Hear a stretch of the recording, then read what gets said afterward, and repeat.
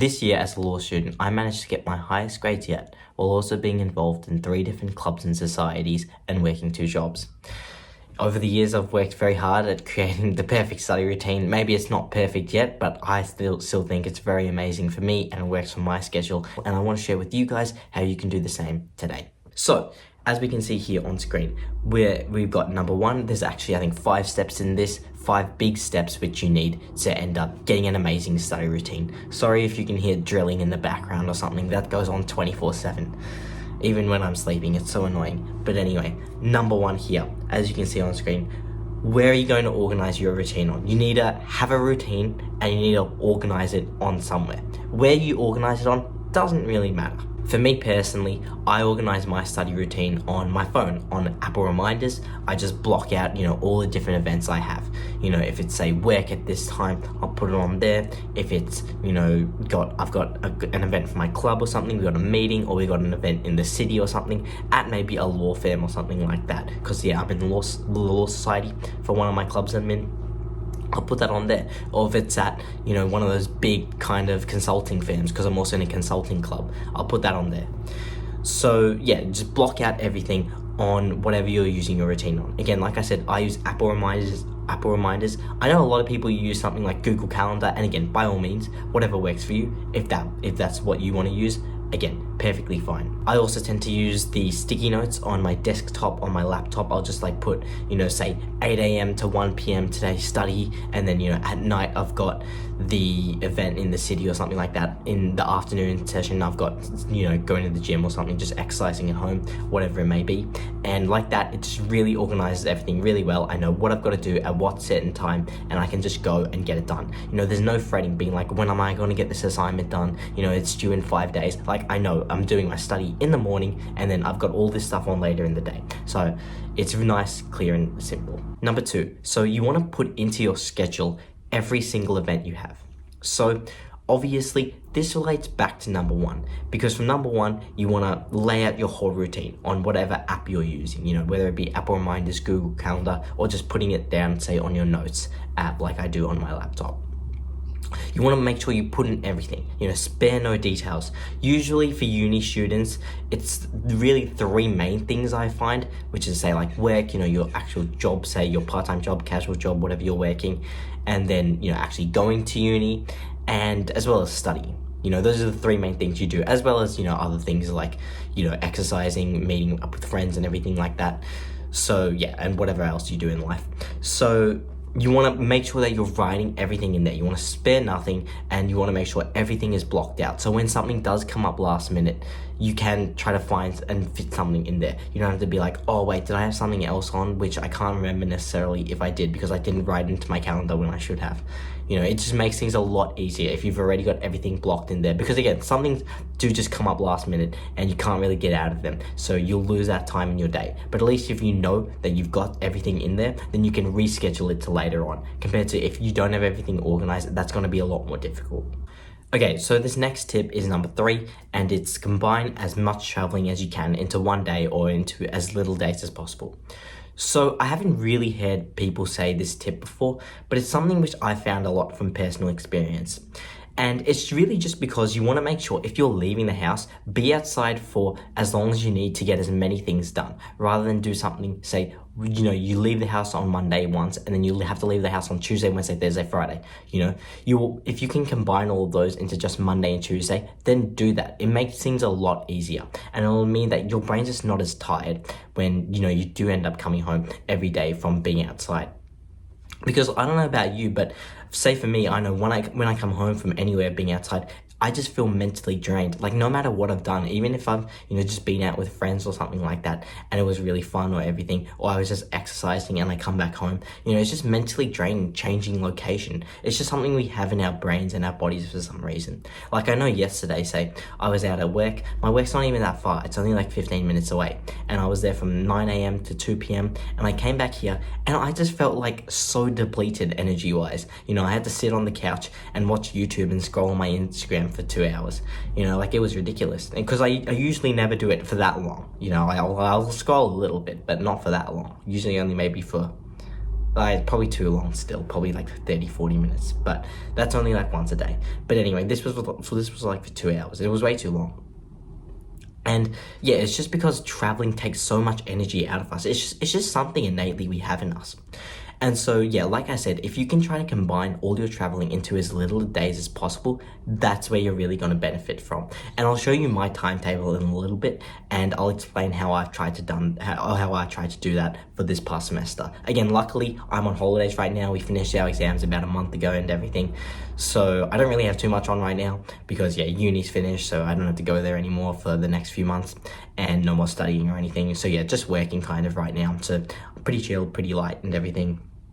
But yeah, this is number 3, and this is a big one, a big tip that we just went through. So you got to make sure you follow that. That's certainly going to help you a lot to get a lot more time in your day, and just yeah, feel like you've got more energy as well, which you need for studying, productive studying. Okay, so tip number 4 now. So you want to make sure that you're planning your day to the hour and trying to make it realistic as possible. You know, you want to make sure there's something you can stick to. You don't want to just be, you know, in the mindset of, yeah, you know, this semester I'm going to absolutely grind. I'm going to lock in as hard as possible, do all the stuff I can.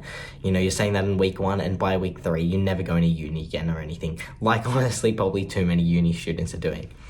So you want to make sure that, yeah, it's something you can stick to over the duration of a semester at the very least. And then maybe next semester you can tweak things, or even halfway through the semester you can tweak things a little bit, but you want to give it a chance at the very least. So the thing is, why we actually want to plan everything to the hour, you know, almost kind of like military style, but we want to plan out everything we're doing in a day, is because that's how we work better as humans. You know, we work better with a timetable, with a schedule we can just follow, because it means, say, when you wake up in the morning, you know instantly what task you're going to do. You don't have to waste more brain power on thinking, okay, am I going to study now, or should I go to uni today, or whatever. Like, you already know, you know, because you've got it right there in front of you, your schedule for the day, your routine. And so you want to plan what you're going to do at least from the night before, but more likely from the week before, the week leading into it. So say, you know, when it was Sunday, it's Wednesday today, but when it was Sunday, I pretty much planned out what I'm going to do for the most of this week, which for me was yesterday. Like I said, I worked. Today I've got this, I'm going to get a haircut later and everything. And then Thursday, I'm getting my wisdom teeth out. So that's actually going to block out most of Thursday, Friday, Saturday, and Sunday. So yeah, it is what it is. I'm a little bit scared for it, but not too scared. A little bit though. But yeah, that's going to block that stuff out. And then, like I said, yeah, I've got kind of what I'm going to do this week. And even if I didn't do that though, I can plan what I'm going to do the night before. So say today's Wednesday, you know, I could have planned last night at the very latest is what I would aim to do.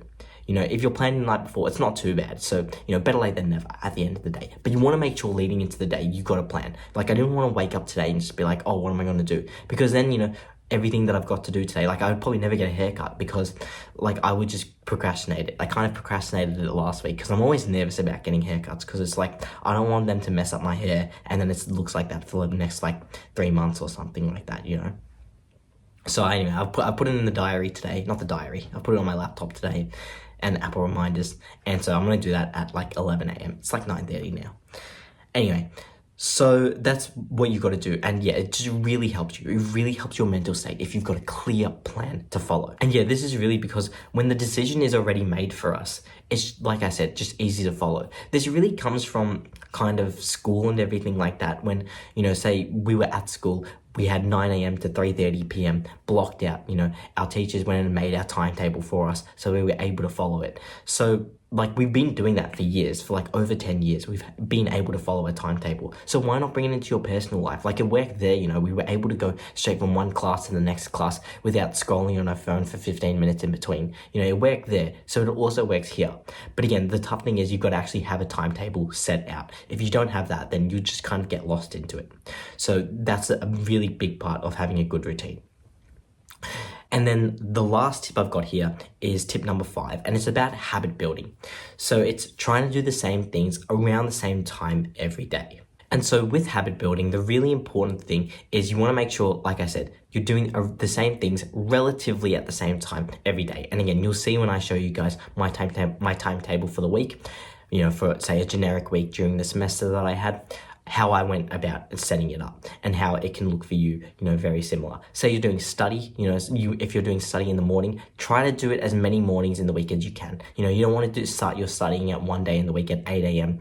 and then another day of the week at 12 p.m. and then another day of the week at 4 p.m. or something. It's gonna mean that you're never really in the flow of it, because you're never doing the same thing really every single day. And you don't have to do the same thing every day. Like you'll see in my timetable, on one day, say I'll have work, on another day I'll have uni, on another day, I'll be studying.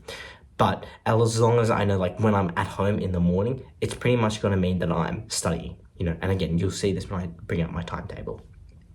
And the two big parts of habit building, if you want to make sure that you build a habit and stick to it, which is really the crucial part of once you have a routine, you actually execute that routine and do it as well as possible, is you want to make it obvious and you want to make it easy.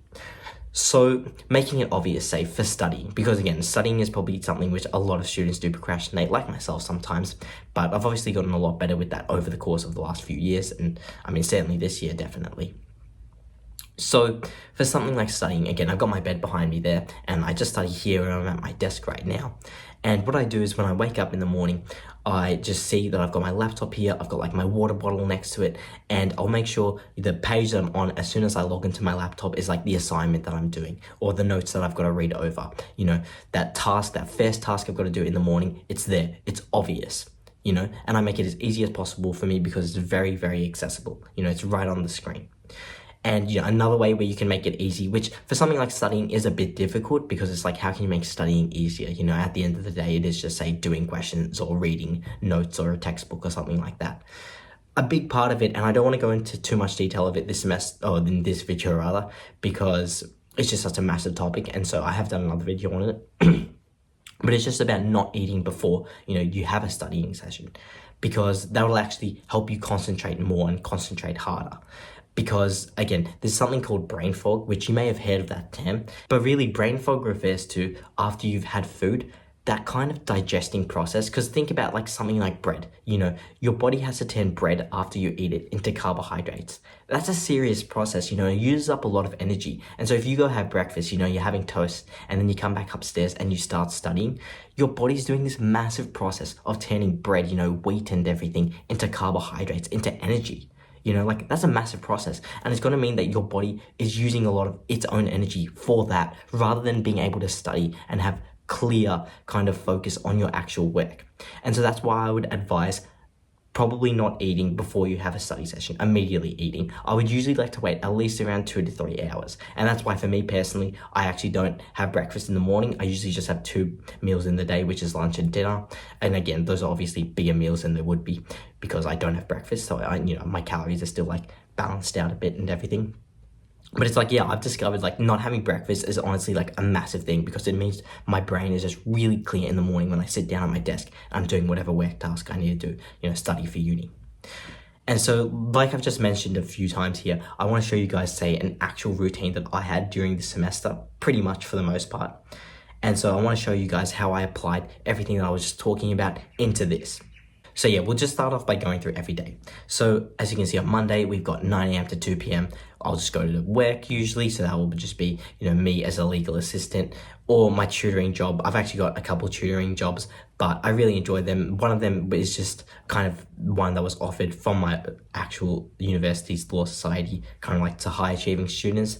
So, which again is a great opportunity. And that's the thing, like having good grades gets you great opportunities. It's something which maybe a lot of people don't realize to the fullest extent, but it does. Like having great grades really gives you like tremendous opportunities, and it's something which will really end up furthering your career as a university student. So anyway, work is either being a legal assistant at a law firm, or it's my tutoring job. Not my tutoring job anymore because the semester's on. So really just legal assistant work, working kind of like a law firm office type of space.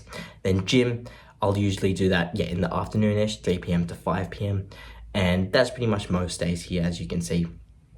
And I've just got a few weights at home. It's not really a home gym or anything, but just a few weights, which is convenient because it saves time having to, travel 15 minutes or 20 minutes for an actual gym.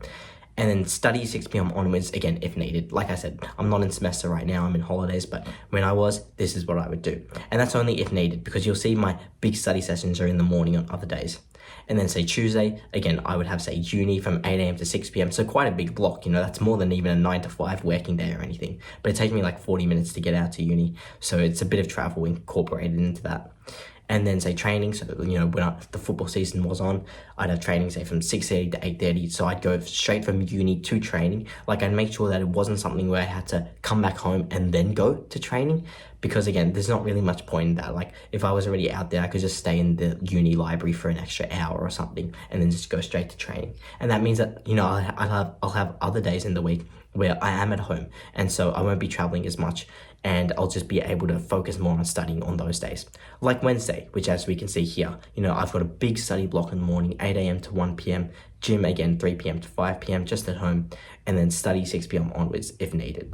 And then Thursday, so as you can see here, we'll have uni 9 a.m. to 5 p.m, so a pretty big block of time there, and then training straight afterwards as well, 6 p.m. to 8 p.m. Using that principle, it's a really good principle. If you're out, try to get as many things done as you can.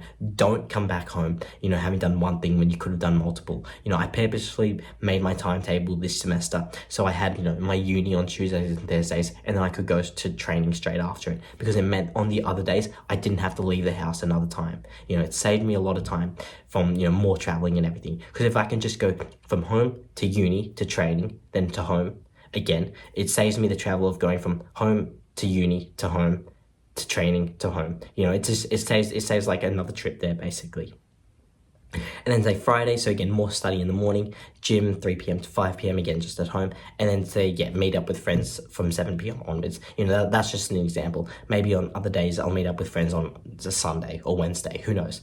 This is just an example. And maybe I'll meet up with friends multiple times a week. Maybe say we'll have a quieter week, where we're all focusing on study, say, and maybe we may not see each other at all outside of uni, but maybe we'll see each other at uni, which is usually what ends up happening mostly anyway. But which is why uni is fun. If you can get a group of like friends at university which you hang out with a lot, like uni becomes a lot more funner, and you actually enjoy being there a lot more. And then say so Saturday, so game, so my footy game, which we do trainings for during the week, and then we actually play on Saturday. And then obviously the season's done now, but and then say more work from 2 p.m. to 8 p.m. Again, usually tutoring. So my tutoring job is pretty good because, again, it means that I could just work at home. Some people do tutoring in person, and again, I think that's fine as well. But mine is just usually at home. So just tutoring online via Zoom or something. And then Sunday, say study again in the morning, gym from 3 p.m. to 5 p.m. as per usual, and then study from 6 p.m. onwards again if needed. So if you total this up, this comes to 15 hours of studying at least, from this session I had in Wednesday in the morning, or on Wednesday in the morning, Friday in the morning, and then on Sunday in the morning. So that's 15 hours right there, plus another 10 hours if needed, approximately from, Monday night, Wednesday night, and Sunday night. So, that's really 25 hours I could have if I need it, of studying per week. Usually I don't even. Say maybe most weeks it'll probably end up being like 15, 20 hours of studying you do in a week. And so from that other time that I've got freed up, I can, say meet up with more friends, or if I'm doing another shift at work or something like that, whatever it may be, just doing anything. And with the study, I've incorporated for that some time that I'll use for, if we're doing anything for one of the clubs or societies I'm in, like if I need to send an email out to a law firm or something like that, that's in the study time. So just drawing this routine, which you can see of mine, which again has served me really well, kind of to some of the principles I've been speaking about. So again, like number one, I've got a routine organized here. Like this is the type of thing which I would write out on my notes, on my laptop. I would just block out, say everything I've got, which again is number two, put in all the events you have. Like even like gym's not an event, it's just me going to the gym, say, and exercising. But like I've got it there because it's something I do pretty much every day. Then combining as much travel as I said, and then combining as much travel as you can into one day. Again, like I was just talking about before, it saves a lot of time, and it's honestly just like I said before, it really drains you mentally, when you've got to travel. So if you can just try to put it onto as little days as possible, it really helps you. It means that really, say for me, Tuesday, Thursday, and Saturday are the main ones where I leave the house and I've got to do stuff. Friday, obviously, if I'm meeting up with friends, I'll leave as well, or something, when I'm meeting up with friends, usually it's going to be out somewhere else as well. But besides that, mainly Wednesdays, Mondays, and Sundays, I do spend pretty much at home, being able to study most of that day if need be. And then so number 4, so again, so planning your day to the hour, being realistic. I'm making it so that, I can pretty much fulfill all of this stuff. Where it says like study 8 a.m. to 1 p.m. Again, in there, I'll have maybe a 10-15 minute break, obviously, if I need to at some point, 20 minutes, maybe even 30 minutes if I need to. If I really feel like my mind's just feeling really tired from doing all the studying, I'll just take a bit of a break. You don't want to work yourself to the bone or anything. And a lot of the time, again, this stuff I enjoy, like going to uni and everything, I enjoy because, again, like I said, I've got friends there. It's pretty chill. There's a lot of free food, which we get and everything, which, pretty much every week, And then, training is always fun and everything. Get to move your body around. Gym is always fun, exercising and everything like that. And the study's not even that bad, like realistically. Again, hopefully at university, at least, you do get to pick your own course. So hopefully you're doing something that you at least moderately enjoy. Maybe you don't love it, but you enjoy it to some extent at the very least, hopefully. Hopefully you don't hate it, because again, I guess, why would you be doing that course? So up to you. And then, the last point which I went over was trying to do the same things every day. Like I was saying before, you want to build those habits. When I'm at home in the morning, say on Wednesdays, Fridays, Sundays, what's the first thing I'm doing? I'm studying. I'm building that habit. I know in the morning, if I'm at home, I'm studying. It's a habit. It's become really easy now. It's, second nature to me, really. Like I just know pretty much if I'm not leaving the house, like I said, I wake up, I come back into my room and just start studying. Pretty easy there. And gym is the same time pretty much every day, 3 p.m. to 5 p.m. So I'm never like, if I'm free, say on Thursdays, on Tuesdays, when I'm not free, I'm at uni, then on those days, I'm probably not going to work out. That's balanced out because I do have training on those days. But on those days, especially on the other days when I am at home, I just know, like I can hit a workout here, 3 p.m. to 5 p.m. That's my time every single day.